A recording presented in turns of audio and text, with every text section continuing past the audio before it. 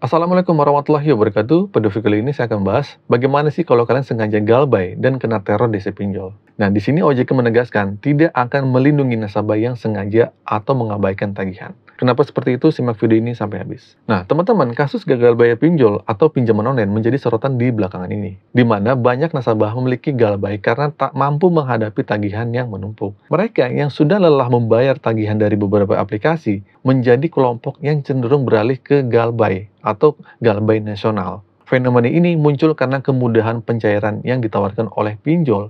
Hanya dengan KTP, dana itu dapat segera cair dan masuk ke rekening kalian. Meskipun pinjol merupakan opsi keuangan yang banyak diminati untuk memenuhi kebutuhan finansial, perlu diingat bahwa seperti produk keuangan lainnya, pinjol juga memiliki risiko-risiko tertentu. Tingginya tingkat bunga pada pinjaman online menjadi salah satu risiko yang perlu dipertimbangkan, terutama jika dibandingkan dengan pinjaman tradisional atau pinjaman konvensional lainnya. Selain itu, ada potensi bagi debitur atau peminjam untuk menjadi kecanduan melakukan pinjaman yang pada akhirnya dapat merugikan mereka secara finansial. Menanggapi banyak kasus debitur yang beralih ke galbay, OJK sendiri turun tangan akhirnya untuk mengatasi masalah ini. Nah, dengan ini, OJK diharapkan dapat memberikan perlindungan kepada nasabah dan mendorong praktik pinjaman yang lebih bertanggung jawab dalam industri pinjol nih. Oleh karena itu, penting bagi masyarakat untuk memahami risiko dan konsekuensi sebelum kalian memutuskan untuk gagal bayar atau menggunakan layanan di pinjaman online. Nah, di sini OJK tegas menyatakan bahwa mereka tidak akan melindungi debitur yang berperilaku nakal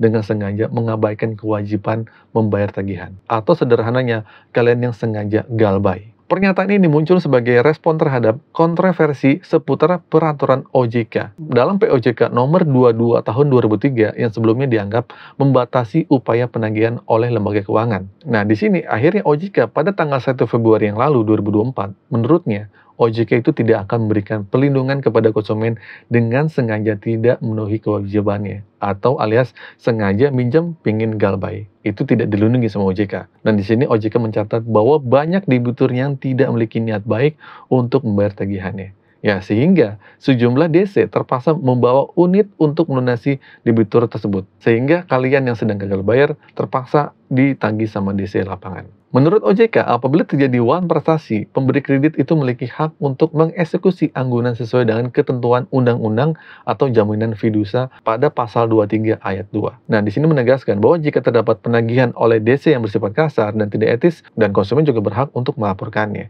Nah, OJK menyediakan berbagai saluran pengaduan termasuk kontak pengaduan di OJK sendiri. Jadi intinya, OJK juga memberikan perlindungan kepada pinjolnya dan juga memberikan perlindungan kepada kalian yang sedang gagal bayar.